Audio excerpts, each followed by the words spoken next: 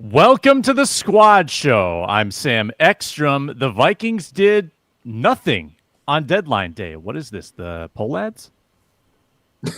Reggie Wilson, sports director at Care 11. I will not try to make the face, but JJ McCarthy, certified football sicko. Julia Daniels, Care 11 sports reporter. I'm so tired of trying to advise people about bets on the Vikings because at this point, I don't know. Ron Johnson, NFL and Gophers wide receiver. I think it's time to talk about the Baltimore Ravens and their lack of throwing the ball down the field. Can that change? Or will Lamar Jackson run for 800 yards this week? Skol! It's the Viking Squad. Everything Minnesota Vikings every week. Breaking down all the big hits and game-changing plays from the land of 10,000 lakes. The way only the Locked On Podcast Network can. It's time to gear up. The Viking Squad Show starts now. What's up, everybody, and welcome to our Wednesday Squad Show, the Care 11 Viking Squad Show Spectacular. You met Julia, you met Reggie, and Ron Johnson. Again, I'm Sam Ekstrom. We're streaming live on the Locked On Vikings channel. Please subscribe, and thank you for getting it to 10,000 subscribers.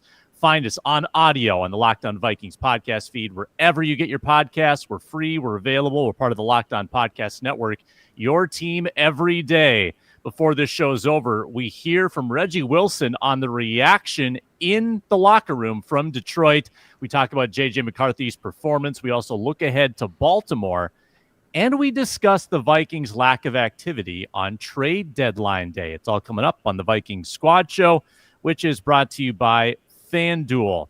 New customers can bet $5 and get $300 in bonus bets if that $5 bet wins. Check it out today. Why don't we start with Reggie Wilson? It was a victorious locker room. I want you to paint a picture for me, Reggie, with J.J. McCarthy howling. What is it, like a dog in the street? That was the line from the post-game reaction video. I want the scenes. I want the vibes from the locker room after the 27-24 win. You know, it kind of felt like the 2022 season. You remember when the Vikings would go into a place and, it'd be like some type of crazy finish and they pull it out and then, they go into the locker room, walk in your trap, take over your trap. Like it was like one of those type of games.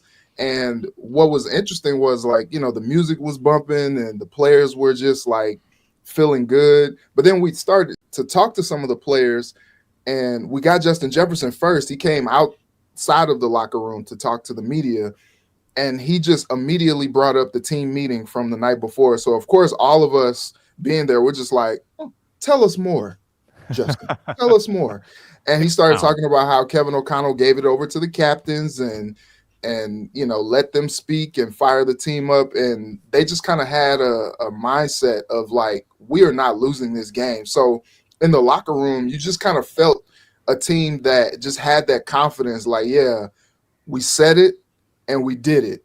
Justin Jefferson said this was our moment, and we wanted to go out there and take care of business, and they did that. And so it was really interesting. Like just we're talking to Josh Metellus, and he was like, "We stopped that run today," and like all this like giddy emotion, and it was interesting. Like that's a very very good run first team with Gibbs and Montgomery. Julia had her FanDuel lock of Gibbs scoring the first touchdown of the game, and he was pretty much bottled up and kept in check. And I talked to Blake Cashman in the locker room after the game, and he basically told me that Flo switched it up. He called it like reverse psychology or something like that. Like he was saying that he wanted to kind of show some different wrinkles that maybe the Lions hadn't seen before, and just sharpen some of the things that they did do well. And it worked out. For the first time in several games, we heard more on Hargrave. I heard his name called so much in that game. He showed up. He and Allen got game balls from Kevin O'Connell after the game. Like it was a very, very different game from them, and it was kind of refreshing just to see them like so happy and so giddy after, you know, 2 back-to-back losses and everybody being so down. Even Vegas was down, 9.5-point underdogs, and like you could just tell that they were kind of breathing a sigh of relief after to go in there and do what they thought. You would have thought that I like broke some crazy news to Josh Metellus when I was like, hey, January 3rd, 2021. He's like, what's that? I was like, that was the last time you guys won in this building at Ford Field. And he was just like, what? He's like, actually, I remember that game. I had a couple tackles on special teams. And so, yeah, and so it was just crazy. Like they couldn't even like fathom the fact that it had been so long since they had won a game at Ford Field. My first game at Ford Field was the Jared Goff to Amon-Ra St. Brown in the end zone, beating Harrison Smith to win the game. Winless Lions take out the Vikings. That was my first game. I had never seen a game at Ford Field where the Vikings won until this past Sunday. And it was weird. It was strange, but like all the players were super excited about it. And they talked about how JJ McCarthy was like, hey, let's not get too emotional on this win because we still have so much work to do. And even JJ, he was like, hey, I left some meat on the bones. Like I'm not satisfied with this performance. And so Metellus was like, man, I'm hungry, man. Like, I want to see us do it again. I want to see us do it better than we did today. So that was just kind of the mindset. They were hungry, and it felt like, all right, you know, even as bad as it seemed and as it felt, season's back on. Yeah, after the last big emotional division win this season came out clunky in the next game against Atlanta, they gotta be able to string it together multiple weeks. Every time you win, it can't feel like the Super Bowl. But Ron, I want to go back to what Reggie said about the Saturday night meeting. All the captains spoke, rallying the troops, trying to motivate the guys. And it feels like we only hear about these stories when the team wins. We don't hear about the times when they do this and then they lose, they fall on their face. In your experience as a player, like how often do those special kind of like come to Jesus moments where the leaders talk and motivate the guys, how often does that occur? And how often does it work in your experience? I mean, honestly, it happens all the time. It's just different variances of it. So, like every meeting before a game on a Saturday in the hotel, everybody's in the lobby or in the meeting room, and either a coach will talk, a player who's had experience at that location will talk, and normally it's mostly big games. Like to be honest, like Vikings probably going to play the Browns. I don't think anybody really cared to do that, but you know, could be coming off of a loss. You know, like there's always reasons why captains feel the need to do it. It could be the week of practice was absolute trash. There's a lot of things that prompt captains to kind of speak up and say stuff, but a lot of times, like it happens, whether it happens just on the defensive side or the offensive side or the team side. You tend to have that within leadership groups. Like PJ Fleck, honestly, he creates that culture where he has former alumni come back every weekend. I've done it for him once, but he has former alumni captains, if you've been a captain in the program, come back and speak to the players at breakfast on Saturday morning. So before the game, he has a former captain come back and talk about their experience. Like I think for me, it was when they played Penn State, and of course they went out and beat Penn State. So not saying if they lost to Penn State, nobody would have cared. You know, we heard all about they beat Penn State and we still got killed. They end up beating Penn State. So I think the goal is it happens. But there is a mindset, like with the Detroit Lions, and to Reggie's point, with the Detroit Lions, you have to have a mindset. Like you have to know what you're going into. One, having a young quarterback going into that building for the first time, again, it's just a mindset to say, hey, look, these guys have beat our butts numerous times in this building. These guys have stomped on our throats. These guys have done this. Like, are we going to do something different? And I think that's what you saw on the defense. You saw guys actually doing their job. You saw guys in my play breakdown this week for the Ravens, is that when you see the Chiefs get absolutely diced up, or the Dolphins, it's because they're not doing their jobs. Everybody is trying to get after Lamar Jackson versus saying, whose turn is it to get after him? Let's all the rest of us will stay in our lanes. If you stay in your lanes, if the guy who's supposed to get him doesn't get him, then it's your turn. But it's not your turn to just go inside or do this. And if you watch the Vikings, the cross dog blitz is not built for anybody but the two cross dogs. It's not built for everybody else. But what was happening is when Blake Cashman would come through, whenever he had to get out the pocket, then that's when you saw the next guy in Hargrave or Jalen Redmond or Grenard or Gink get to him, because now he's getting pushed to them. But if Blake Cashman can get him, it is his job, or it is Ivan Pace or Eric Wilson. And the cross dog, it's built for the two linebackers to make the running back pick wrong. It's built for one of those linebackers to run through his face. It's not new. That's why it's so funny when I see people, like Mina Kimes talk about it, like people talking about like the cross dog blitz like it's brand new. Go back and watch Bart Scott and Ray Lewis. Like, we did it in the 90s and the 2000s. Like, it's always been there. It's just now we have social media and people get to tweet about it. But that blitz is built for that first linebacker to demolish the running back, to create a wide open lane. One, for the quarterback to panic. And then if you watch the Chiefs-Ravens game, when they get Lamar, when he throws the interception, it's easy to find. It's in the second quarter, start of the second quarter, he throws a pick. It's because when he gets flushed by the first linebacker, the DN stays wide. There's no reason for the DN to stay wide. Like, everybody's probably looking at that play like, why wouldn't he get to the quarterback? Well, he stayed wide. That's what happened with the Vikings defense. These guys stayed in their lanes, and they forced Jared Goff to have to move up in the pocket, and then there was nowhere to go, and then either throw it into the dirt, throw it to one of their teammates, or, and a couple times, like Grenard missed, he found a guy. But the goal is to force him to move off where he wants to throw from target. And I think that's the key. But when you're talking about these players talking, I think the biggest thing was the defense. Like, it was the defense. And then offensively, they've always gotten into the red zone. It was Kevin O'Connell. Like, I don't know if the coaches had a coaches meeting.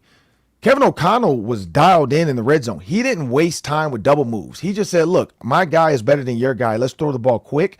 And that's what you saw. J.J. McCarthy rolling out, Justin Jefferson running the fade, and then J.J. McCarthy rolling out and being able to find somebody in the back of the end zone. There's no double moves to those. It's just somebody get open. I'm going to run the route, and I'm going to throw it. I think that's the key to this. Like, the conversations were to motivate the guys to understand they got punched in the mouth before in Detroit. Let's not let this happen again. Yeah, no question. And Julia, I think a lot of people have used the words shocker, stunner to describe this win. What element of the win shocked or stunned you the most? Well, and you know what? I will own up to when I'm wrong always. I tweeted about it. I said it on air during our Vikings Extra show. JJ McCarthy's proving me wrong. I mean, and we talked about that this week. Reggie and I did hits all week long about how this is the first time that he had a full week of prep since he had that amazing come from behind win versus the Bears in week 1. And so I will say I was shocked at JJ McCarthy's play. I was shocked at his decisiveness. I was shocked at his execution. I think that they always say complimentary football, and that's what we saw versus the Lions. And so I was shocked at JJ McCarthy's, just the way that he was so in the zone. And I think it's so funny too, because he's such a goofy character, but then he gets out there and, like Reggie was saying, he's like a psychopath when he gets out there. And so his play is what shocked me the most, because I really honestly and truly didn't have a lot of faith in him, especially headed into a matchup like this. I mean, this is a team that Kevin O'Connell's only been able to beat one time since being a head coach. And so I was seriously concerned that this was going to be a bloodbath for the Vikings. And JJ McCarthy went in there and blew me away. Even my friends who are Vikings fans that are from here, they were texting me and they're like, I'm sorry, didn't you tell us something different? And it's like, I did tell you something different. But in my defense, everything that I had on paper to come to any conclusion told me that things were not going to go well in Detroit. And so, I am so happy to be wrong about this. It makes my life more fun when I go out and cover the Vikings to see them doing well. And I'm pleasantly surprised to see JJ McCarthy go out there and have the game that he had and really take control of this offense, and to do it, without hardly any experience too. And I think that that's the other added element of how amazing his performance was. You can't knock anybody who had doubts about J.J. McCarthy kind of returning in Detroit. There were legitimate concerns off of the injury, off of the two performances we saw this year. We had every right, I think, to be nervous about that. So for the Vikings to get the win with that circumstance and all that context, I think it surprised a lot of people locally or nationally. We're going to hone in on that J.J. McCarthy performance, some good, some bad, and also the lack of activity at the NFL trade deadline. Is that a bad move by Kwesi Adolfo-Mensah and company? That's all coming up on the Squad Show.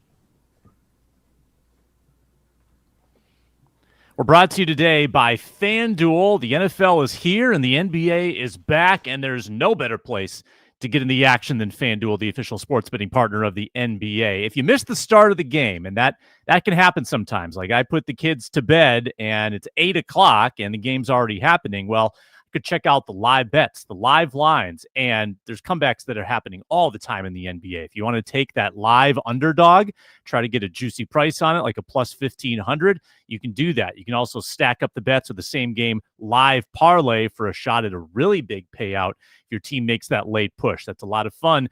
FanDuel also has future options. They've got your NFL over-unders. They've got the spreads. Vikings are underdogs at home against Baltimore this weekend. It's always intriguing to take the home dog. New customers can bet $5 and get $300 in bonus bets to use across the app if that $5 bet wins. Find a good money line, bet $5, get $300 at FanDuel.com or the FanDuel Sportsbook app, the official sports betting partner of the NBA. All right, before we get to deadline talk, Julia, let's get a little more specific with the J.J. McCarthy performance. On a positive note, what was the one quality of his that you felt was the most improved or the most impressive in this game? I mean, I think for me, it was just the accuracy on, and not every throw, right? He had some bad dropbacks. He had some throws behind guys on the run, but I felt like the accuracy on contested throws downfield. He put it right on Jalen Naylor at the end. Yeah. He put it right on Justin Jefferson for the touchdown. I liked his accuracy when he threw to the boundaries, when he threw it deeper downfield. What did you like the most? Kind of going off of that, I think it's just you can see the relationship and the trust building between him and his receivers, because he does have one of the best receiving corps in the entire league. But when it comes to these quarterbacks that haven't played with these guys before, there's a level of trust. It's something that they've talked about for a long time. And you're seeing that with him. And you know, quarterbacks have to make decisions, obviously, on the fly. And sorry, my thing just popped up right in my face. And so just his trust that his receivers are going to be there, because we haven't really seen that from him ever. And I think all the way back to training camp when we talked to Justin Jefferson and, you know, asked him about what it's like trying to build this relationship with this young quarterback. And he talked so much about how important it was that they spend time together outside of the facility and really bond. But it's just something that I think comes with time. And now that he's done it, the confidence will only build from there in terms of just kind of the F it, one of my receivers is down there somewhere kind of thing. And so I think those go hand in hand in his accuracy and his execution. But also his decisiveness too is something that is obviously, I never played football, but it's something that I think is hard for quarterbacks when they're young in this league is to be able to make those decisions. And it's just something that we talked about him learning to have this, learning through the experience of being out there. I mean, that was the number one thing that we talked about was JJ McCarthy's not getting any better unless he has the experience. And because he was decisive, he executed fairly well, and he was able to trust his receivers. I think that you put all that together and it's really only up from there. And so, yeah, the main thing for me was just seeing the trust that he had in his receiving core.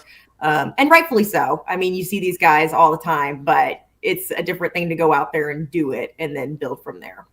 Yeah, and a short-term memory as well, I would add too. Like if you even include the preseason game he played last year, in 3 of the 4 games, he has had early adversity that he has responded to and bounced back even better. He's put the bad stuff behind him, the mistakes that are squarely on him, has not let get in his head, start swirling, start creating doubt. It seems like he plays every play like it's a brand new opportunity, a brand new experience. That's very encouraging. Reggie, what do you got? JJ McCarthy, the good of JJ's performance.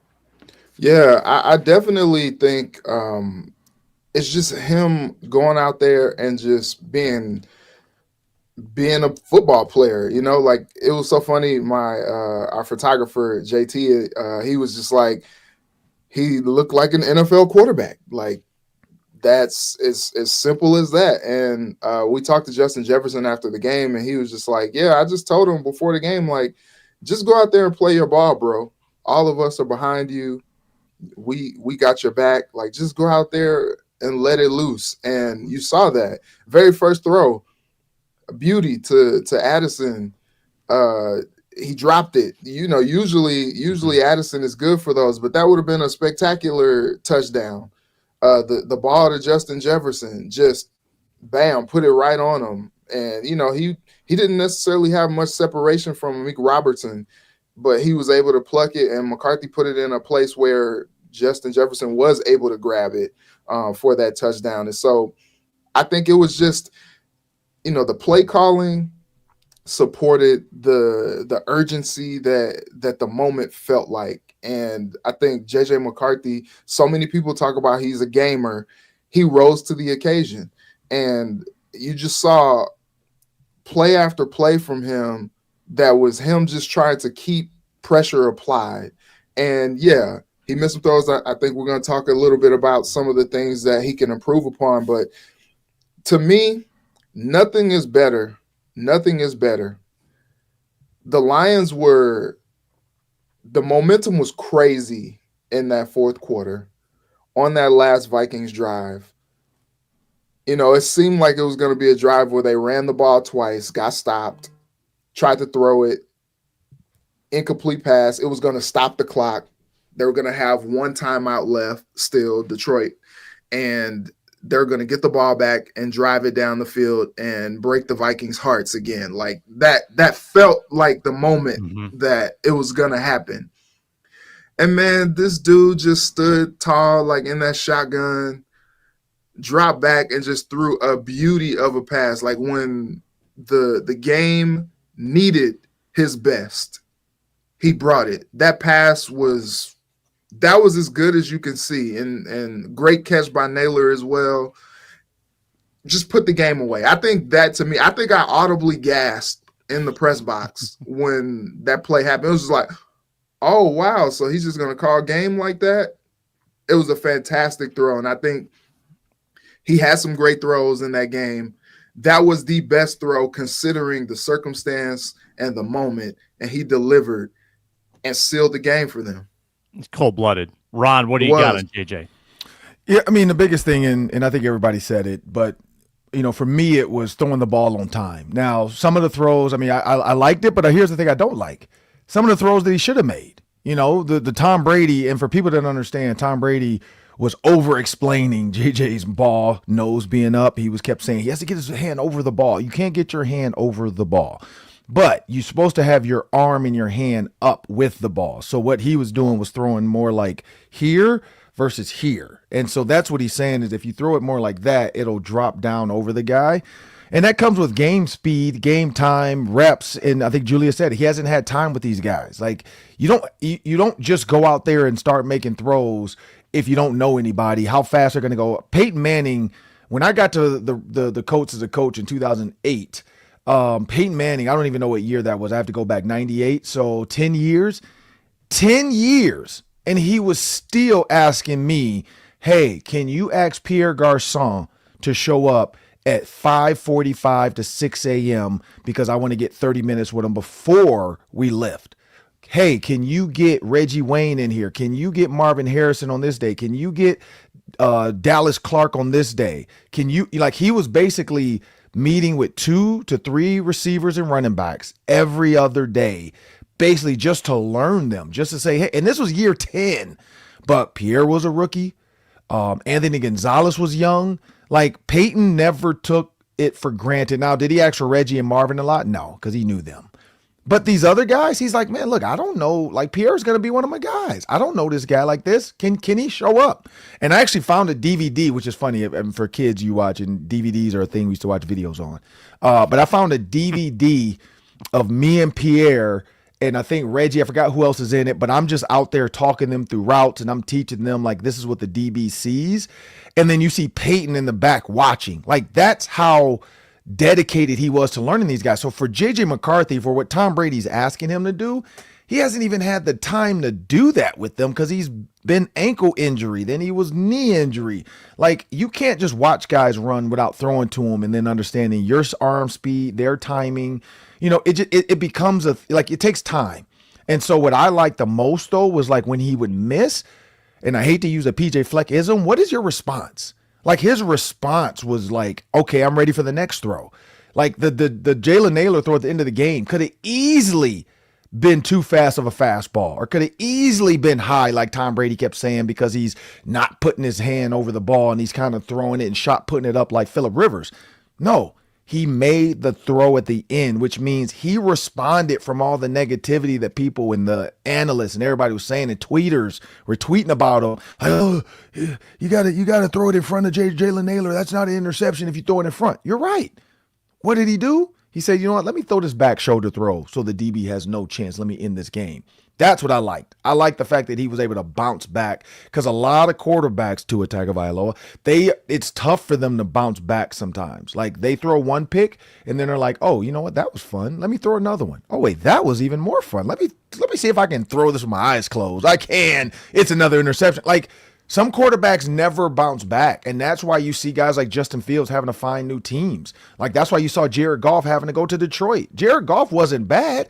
Sean McVay just didn't believe in him anymore. Look what he's done for Detroit. Like, that's where I see, like, J.J. McCarthy being that resilient guy. Like, I loved his resilience in that game. Also, another one, though, when he knew he came to the line of scrimmage without a lot of time, he didn't go through the rigmarole. He just... like, give me the ball. Like, well, let's go. I can't do all this. You guys got to line up. This is our coach's fault. And then one of the plays, if you watch, he looks over at the sideline and he is pissed. He's like yelling. I don't know who made the mistake, but he was not going for that. He was like, man, y'all got to stop doing whatever y'all just did. Either one of you guys ran out here late or one of you got me this play late. Either way, get me the play. Get these guys on the field. Like, do your job. I love that. And a lot of people try to say, like, oh, that's not, you shouldn't show anybody. He's not showing anybody up. He's trying to be a young leader, and that's what it takes to do it. I'm going to kick off just some nitpicks, a minute each. Give me a nitpick of J.J. McCarthy's performance that's got to get better against Baltimore. I'll take the funny one. What's with the front flip thing? Like, haven't we seen him do 2 front flips now? No, it's more than that. It's more than that. I said the same thing. I said, why does he keep somersaulting? Yeah. This is like Alexander Madison with the hurdling. Except it's, I don't know. He's gonna fall funny. I'm worried. I'm worried about this front flip trend that someone's gonna hit him mid flip, because no one touched him and he just decided, hey, now it's time for a gymnastics routine. Let's not flip. I don't want to steal all of them. There's a few. Hey, Mom, look at me. Yeah, I got to go through the photo library, see if they got a picture of him in midair. It's like, if you're going to flip into the end zone on a breakaway, that's one thing. I've never seen the voluntary front flip to avoid a sack. Like, we're just going to go down. We're going to get sacked in style. Can I add to that, when they were kneeling and JJ and Justin Jefferson did a kip up? Did you guys see that? Yes, behind McCarthy, he went. Yeah, like, he think he's The Rock or something. Like, what's going on here? Are we breakdancing? What's going on? We used to do that in dance all the time. They don't have an outlet for it. Without Bynum coordinating the celebrations, they don't have it. They just have this building inside of them. They need to dance. Oh my God. They got to get it out somehow. Julia, give me a minute on just McCarthy nitpicks. Nitpicking, and this is just him being a young quarterback. I think Reggie and I actually had a conversation about this. You know, JJ he's got to develop like a pitcher. He's got to develop different kinds of balls. He's got to be able to not just throw one kind of ball down the field. He's got to layer things up, have a few different things in his back pocket. We used to hear Kirk talk about it all the time when he was here, which I loved hearing Kirk talk about the different ways that he would process how he's going to throw a ball and the different kind of balls that he had, considering what position guys were in, where they are on the field. And I think that that's something that JJ just has to work on in terms of getting more experience. And I mean, if he's working with the perfect guy for it, having Kevin O'Connell as his head coach, but it's definitely something that needs improvement. That way they can have an even more diverse passing game. Reg. So I got a few. He's still learning the offense. There were a few times where he took the snap from under center. He went left or he went right. The running back went left. And he says, oh, shoot. Now, like one of those times, he actually like got like 3 or 4 yards out of it, which was like, oh, that's impressive. You know, a broken play. You still did something. One thing also, I think Chris Long, the former Rams, Eagles, Patriots pass rusher, he would say, you can't go broke taking a profit.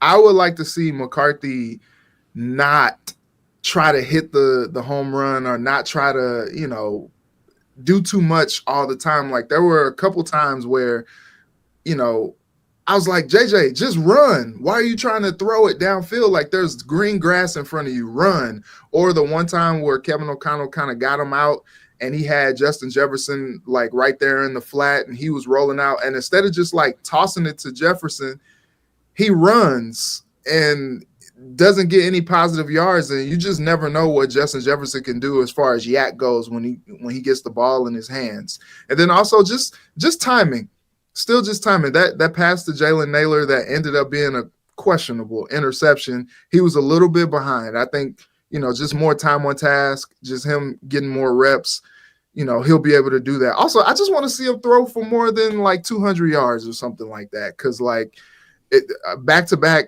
wins of 143 yards passing is kind of crazy in the NFL, but it worked. Was that the exact number he had in his last win? Is that what you're saying? Yeah. Interesting. Ron Johnson, you got into this a little bit. You had a couple nitpicks in your last statement, but anything else on JJ? No, so the thing about JJ for me, like again, to nitpick is I want him to pull the ball down, and if he gets out of trouble, this is the one thing I did not see. Once you're out, so learn, and this is learning. Learn when you get out the pocket, because Julia's right. Young quarterbacks, the college pocket and the pro pocket or hashes are different. So that's the one thing that he has to remember. The NFL hashes are smaller for a reason. They want more like distance between the quarterback hash throws and the ball lined up. If you watch the college game, which I don't know why, it's so stupid, the hash is like all the way almost by the sideline. It looks super dumb when you actually watch it live now. Like I watched college, like when I was at the Gophers game against Michigan State, I'm looking at the hash and I'm like, why would anybody run into the boundary? This looks like the dumbest setup ever in my life. I still don't understand why they do it. And then why not run toss sweep to the wide side if you have a guy that runs 4-3? But anyway, I'm not going to complain about college football. But Ohio State does it, by the way, people. Watch Ohio State. They crush the wide side runs. It's also because they're really good. But when you watch J.J. McCarthy, it's almost like he forgot that when he got out the pocket, he's out of the hash. He can throw the ball. Like he could throw. He kept trying to run. And it's like, dude, just throw it and hit Wes Phillips in the face somewhere, in the booth, wherever he's at. Throw it, hit the lion, like hit the Cowardly Lion mascot in the face. Shout out to Varsity Blues, if anybody remembers that movie. But just throw the ball. And so that's the one nitpick I have, is because that's the difference in being like 2nd and 9 or 2nd and 10 or 3rd and like 11, because you take an unnecessary sack, because my FanDuel, I'm trying to have less sacks than interception. So come on, man, like you're killing me here. Like stop taking sacks for no reason. So that's the only thing. That's the only nitpick I have, is just once you break contain, throw it away. Like unless you see somebody, you're not going to outrun some of these really good defensive linemen. So that's it. When we come back, I'm going to put Ron back on the spot, ask him whether the Vikings should have made a trade. Also, one key to victory against the Baltimore Ravens on the Squad Show. We're brought to you today by Built. Nobody likes paying rent. That stinks. But if you must, might as well get something for it. That's where Built comes in. Built is changing the game by turning your rent payment into real rewards you can actually use. When you pay rent through Built, you earn flexible points that can be redeemed toward hundreds of hotels and airlines, future rent payment, next Lyft ride, and more. Built isn't just about rent. It's about rewarding you around your entire neighborhood. It's great with Built. Your rent works for you. When you earn points, then you can start eyeing up that next vacation. You know, the next flight down to sunny Florida or California or Arizona, get away from the Minnesota winter. You can build up and work towards something. Built rewards you, and that's why Built is great, turns rent into rewards. So start earning points. Join built.com/LockedOnNFL. That's joinbilt.com/LockedOnNFL. Make sure to use that link so they know we sent you.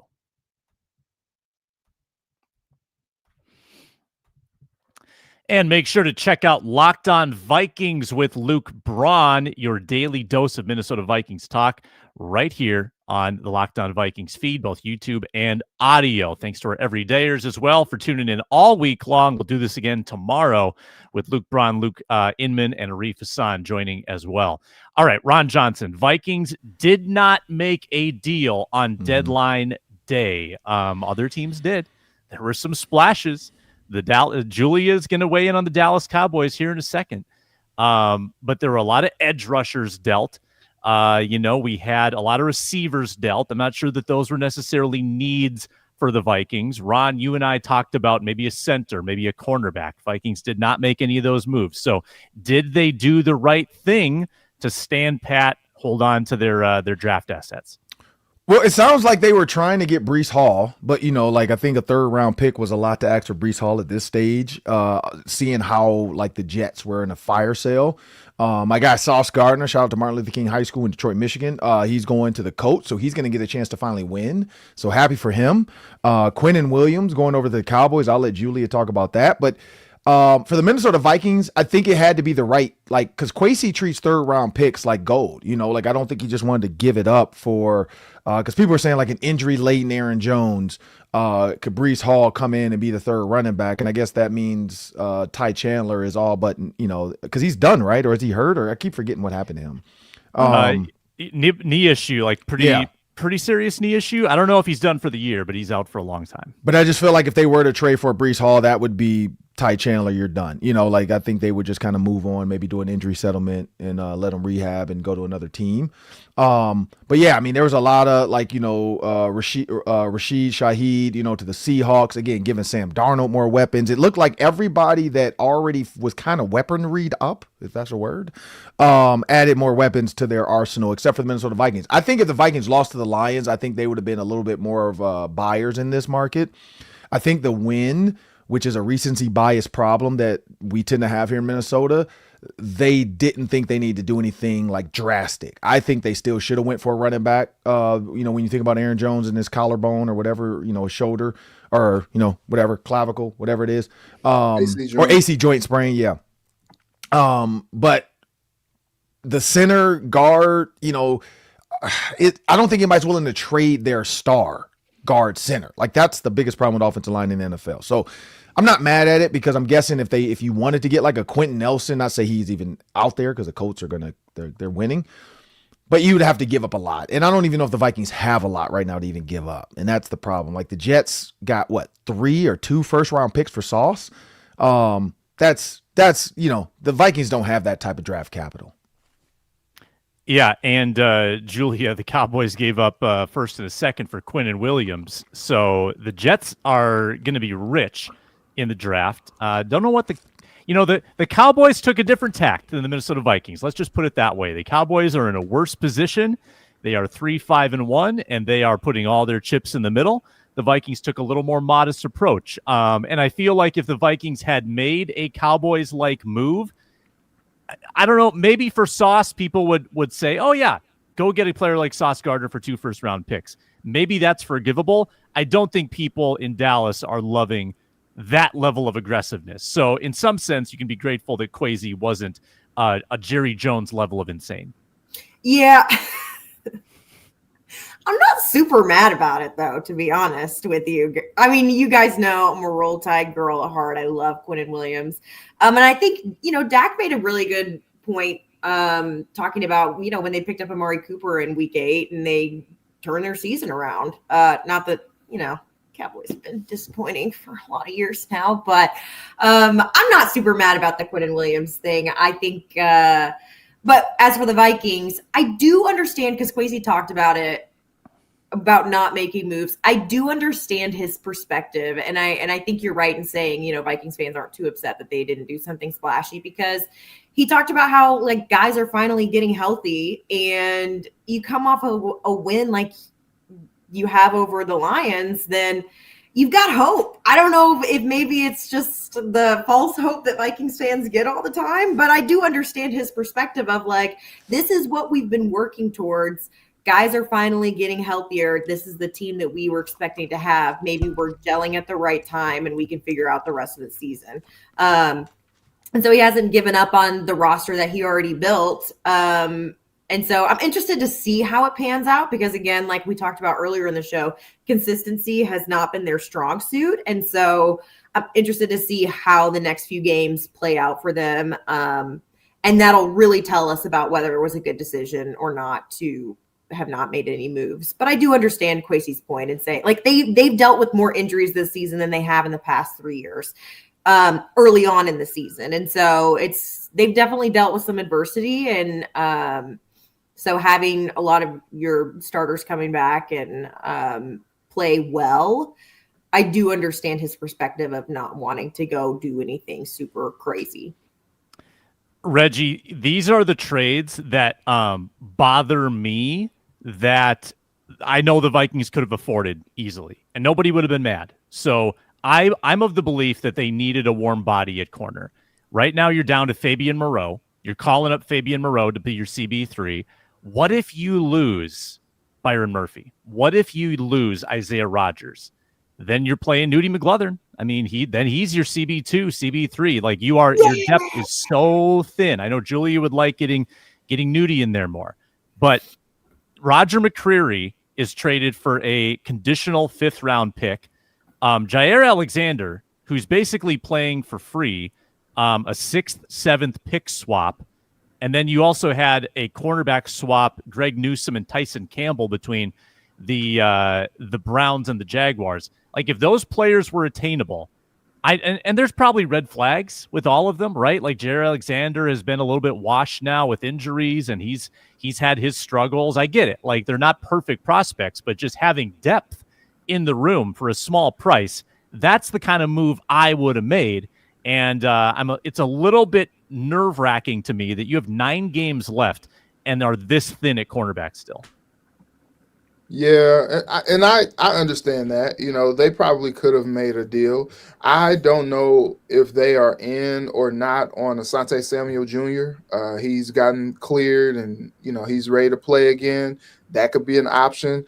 Stephon Gilmore is still out there. Like, bring him back. That could be an option as well. Like, so there's some people on the street that maybe could contribute to that cornerback room.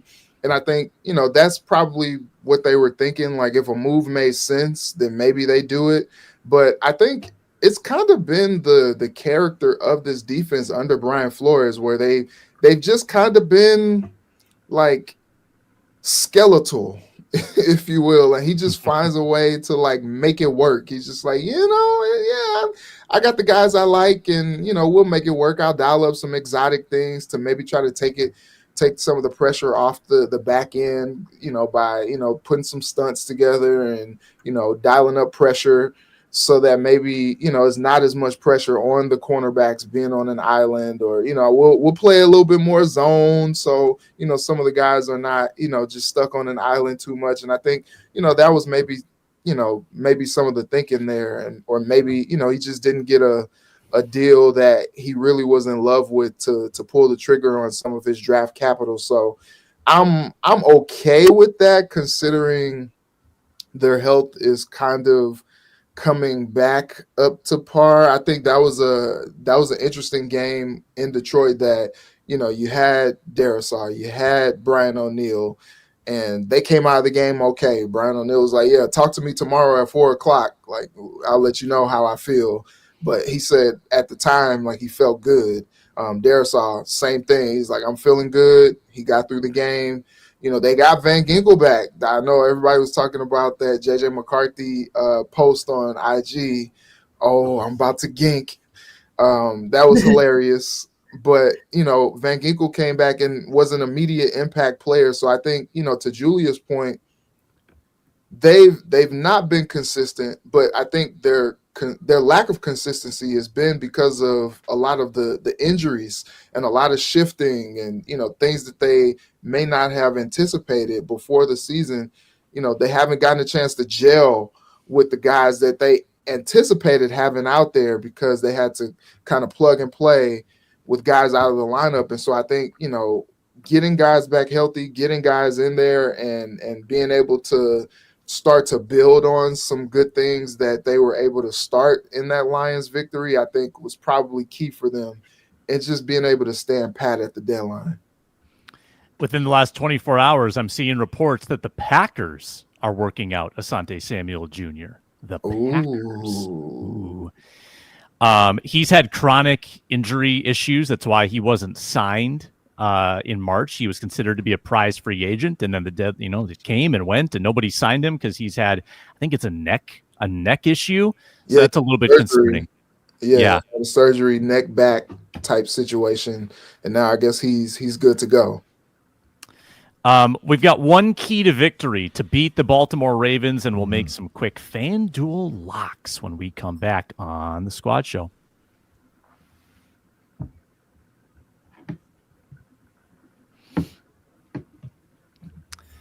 All right, Baltimore Ravens, Sunday, noon. Ravens favored by 4.5. They are 3-5. They have Lamar Jackson, though. And that is the kicker. They beat the Dolphins 28-6 in Jackson's return. He had 4 touchdowns, no picks. He has 14 touchdowns, 1 pick on the year. He plays like an MVP when he's on the field. So Julia Daniels, give me one. Give me one key to victory against these tough Baltimore Ravens coming into US Bank Stadium. Yeah, I mean, that means that the Vikings defense has to shut down the run just like they did this past week. And they've got to account for Lamar as a part of that. And so maybe this is the perfect time for Brian Flores' defense to figure that out. I also think turnovers, capitalizing on turnovers, it's something that's been such a highlight of the Brian Flores defense and gaining momentum for this team. And so if they can force turnovers, then I definitely think that's a key to success for them, because momentum, I mean, like most teams, they tend to build off of momentum that starts with a turnover. So if we can see that again this week and shutting down the run, I think those are 2 keys to success. Ron, you got to pay off the tease from the open. Something about Lamar Jackson's downfield passing. Yeah, so when you look at every team in the NFL, because you can drill it down, and you look at down the – oh, sorry, am I muted or am I good? No, you're good. Oh, okay. You're good. You look at down the field passes, right? So 20 or more yards passes. Lamar Jackson, they've had 6 touchdowns off of these, right? But they're in the bottom. They've only had 23 plays of pass plays. So meaning he's not trying to, and air yards have been close to like 7.5 to 8, which it's not him making the big throw. He does have a couple deep ones to Mark Andrews, Isaiah Likely, and I forgot the other receiver because I did the play breakdown for him. It all came off man coverage. And it was no blitz. So my point to that is Lamar Jackson is really comfortable when you show him man, because he's going to put 4 to 5 receivers out in routes. They put the running back out and they put 4 receivers out. Down the field, if you can get after him, he struggles with trying to throw balls after that. Like, he struggles with that secondary throw if there's somebody in his face. He struggles with when you just play zone coverage, and he does it. Like Brian Flores, we know he will run zone dogs. And I think that's where the rubber is going to meet the road is, can Brian Flores zone dogs confuse Lamar Jackson? Because his interception against the Chiefs was strictly because he was under pressure, and he knew his hot route was the tight end, but he didn't throw it when he was supposed to throw it. He threw it later, which gave Chanel a chance to get up under the ball and make a great interception, by the way. That's the one thing I noticed about them. They're down the field passes. It's only in man coverage. Like, he's not attacking the zone. Like, I don't know if he doesn't know how to read it or he doesn't feel comfortable because he thinks somebody else is going to be there in his face. So I think the key to victory for them, this might be one of those, could be Isaiah Rodgers in coverage, could be Harrison Smith in coverage, because we know he likes to roam the field, like 2 interceptions. Because the Vikings don't play a ton of man, and that's where Lamar Jackson has killed teams, because when he goes 4 receivers, people still want to blitz him. I think Flores is willing to say, I'm going to still run a zone dog, and we're going to still try to get after you. So that's my key for them, is stick to what you do, but make sure when you shoot, you don't miss. I think Omar said it best on The Wire. If you come for the king, you better not miss, because he will take you out. Jonathan Grenard, my Speaking man. of The Wire, Baltimore, Omar. See, there's a connection. You got it. Very good See, you didn't connection. think Yeah. about that. Yeah. See, been planning that for 2 weeks now. Jonathan Grenard, my man, here's my advice. If you get a hand on Lamar Jackson, get him to the ground. Too many misses on sacks. I really hope he doesn't have a contract. I'm missing the word right now. What Ron, help me out. A contract, a booster, a bonus, something sack related. Incentive. Thank you. Because he has missed how many sacks this year where he's kind of gone over the quarterback. He's gotten his hands on him and let him go. He's only got 2 sacks this year. Get Lamar Jackson to the ground. Yeah, wrap him up. Let's go. Technique. Pad level. Reggie, give me a key to victory. Having flashbacks. So I got 2 like Julia as well. Obviously, stopping the run is going to be huge. But one thing that I thought was interesting was how the Lions were able to sometimes get Josh Metellus on an island, get a mismatch with the tight end. Lamar threw 3 touchdowns to tight ends on that Thursday night game against the Dolphins. And, that's his bread and butter. He loves Mark Andrews. He loves Likely. He even got Charlie Kohler in there for a touchdown as well. And so I think they put a lot of pressure on you with the tight ends. I think they're going to probably have to force the Vikings to show them that they can stop the tight end. Sam Laporta has 6 catches for 97 yards. And so I think the tight ends for the Ravens are always pressure. The other key that I think is they're going to have to stop these receivers like Zay Flowers, Rashad Bateman, former Gopher. Like, those guys are pretty dynamic, and they got some speed on the outside. And we've seen in past games, not necessarily the Lions. I think, Jameson Williams got away with a little bit of a push off right there on Isaiah Rodgers to get that touchdown. Amon-Ra St. Brown had 97 yards receiving.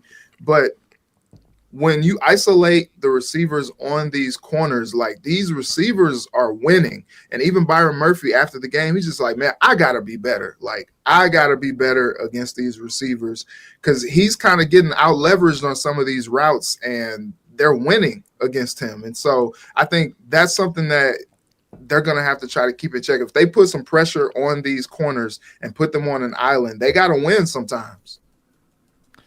All right, give us a FanDuel lock, everybody, to end the show. Last week, we had 2 winners. We had on the board, baby. Reggie's on the board. Justin Jefferson, anytime touchdown. At long last. He will not be winless like the 2017 Browns or the 08, I think, Lions. You are not in that company, my friend. Well done. Happy for you. Right. I also got a win on the under for J.J. McCarthy rushing yards. Julia lost on the Gibbs TD. Ron did not get an Addison TD. Almost got one on the first play of the game, though. Almost.